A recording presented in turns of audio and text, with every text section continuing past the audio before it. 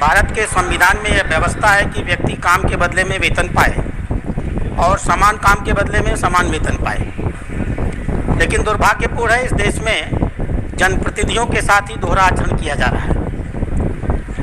राष्ट्रपति महोदय, उपराष्ट्रपति महोदय,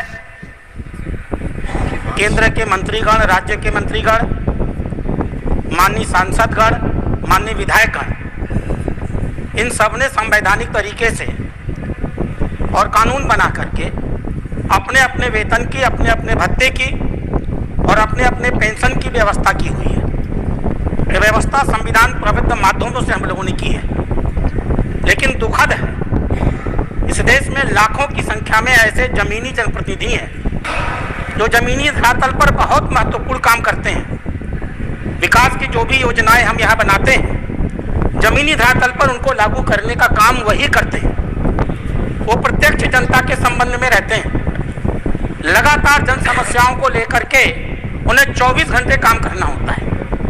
हमने इन बड़े जनप्रतिनिधियों के लिए संविधान के तौर तरीके से वेतन की, भत्ते की और पेंशन की व्यवस्था कर दी।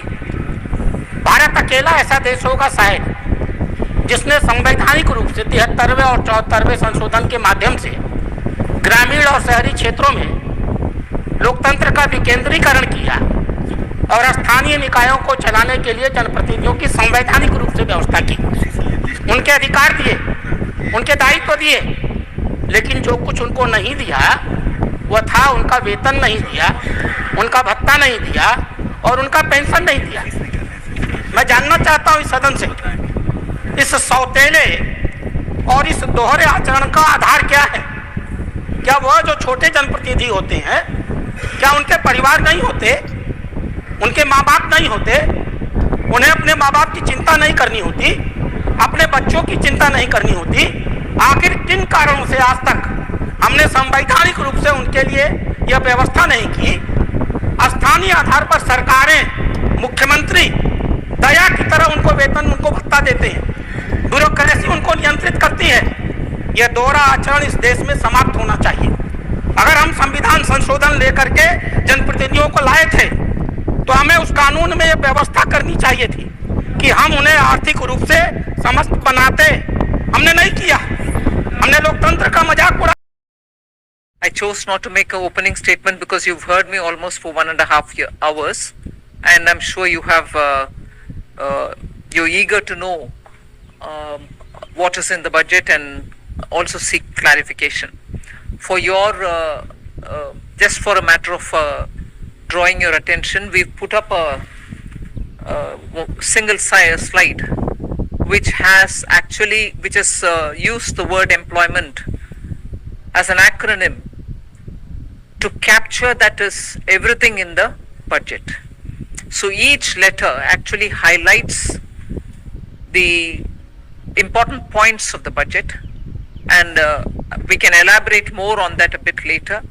But employment captures everything to do with this budget, and I would like you to for a moment spend a time on it, and deriving from that, everything which has been said in the budget falls in place.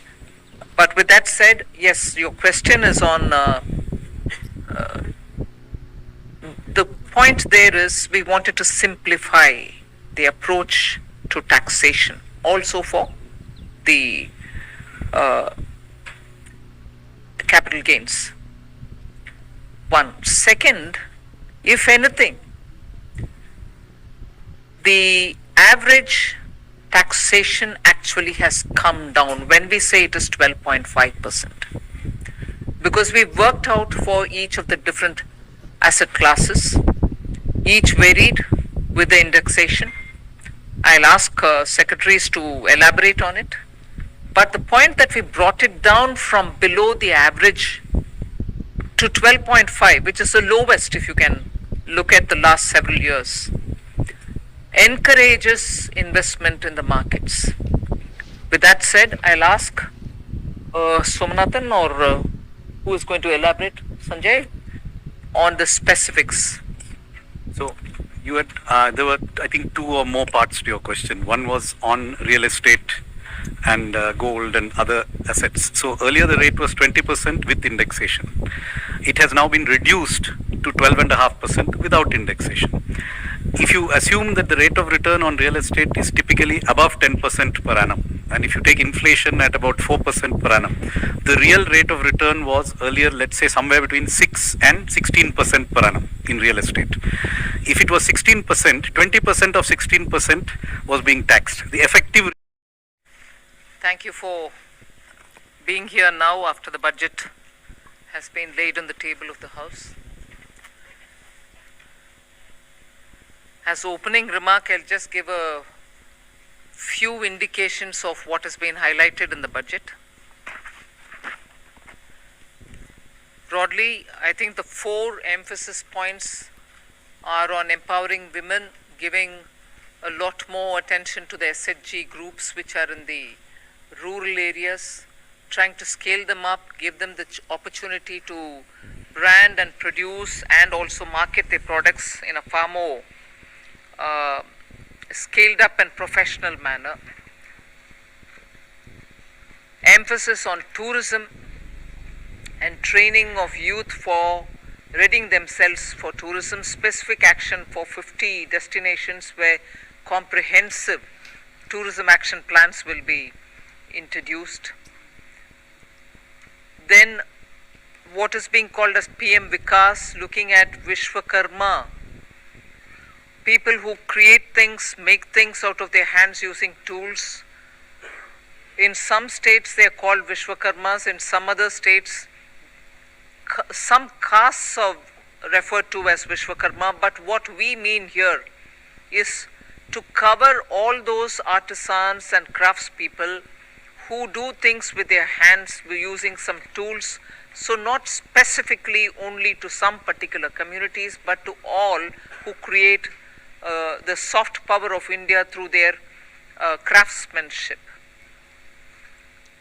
Then the 4 is green growth, the 4th one, which is in every sphere of life we have policy interventions and enabling provisions made so that India moves fast on the transition to renewable energy, the investments made for hydrogen mission, renewable energy transitional facilities which we need, natural gas, and also looking at biogas, also evacuation of power from renewable energy sources located in Ladakh to the rest of the country. So those are 4 highlights which I'd like you to go back to see the scale in which we are approaching these issues and the impact that it will have on large sections of India's population. Then of course I gave 7 priorities which began with talking about inclusive growth, investments in infrastructure, also reaching the last mile so that those who are still left without a house or a sanitary facility or a road which is reaching them, and so on. So the last mile, reaching the last mile for those who desperately need that kind of a link are all being covered. Then we are also looking at a very futuristic fintech financial sector for which we have brought in some specific ideas. We are looking at also improving the industrialization of this country where people will be trained for Industrial Revolution 4.0, which means they're going to be trained for AI, IoT, using Web3 in other words. So training manpower to ready themselves for industries which are rapidly becoming industrialized in the Web3 context.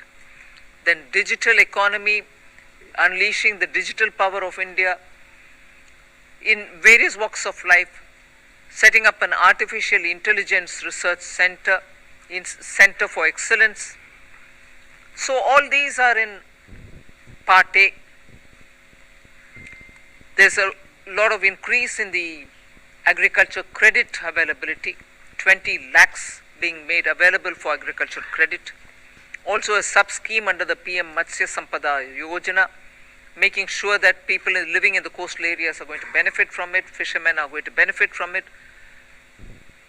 Now, if largely the Part A has looked at these, Part B has aimed at rationalizing the customs duties, also making sure personal income tax, after a very long time, has had substantial changes which will benefit the middle class.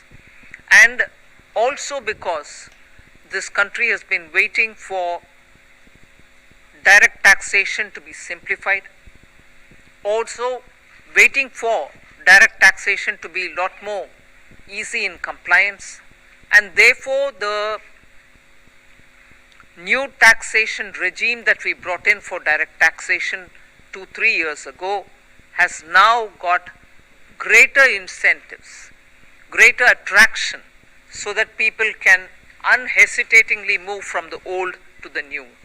Of course, we are not compelling anybody. Those who want to remain in old can still remain there for enough justifications that they can have. But the new one obviously is now attractive because it gives greater rebate. It also provides for a simplified and smaller slabs, lower rates of taxation, and also slabs which are nicely broken down.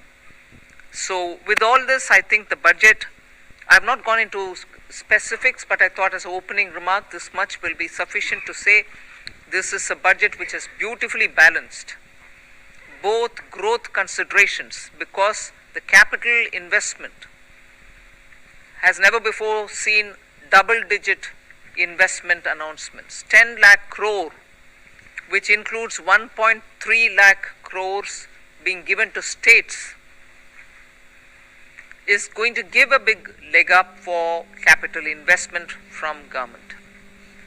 So the balancing that I'm talking about is looking at public sector investments, continuing that good tradition of capital investment in infrastructure, and also attending to MSMEs, because they are the engine of growth. We've given them relief, we have also given them new access, we have extended and widened the emergency credit liquidity guarantee scheme, also given them back their securities, 95% of it, even if they fail to deliver on contractual promises which were during the COVID pandemic.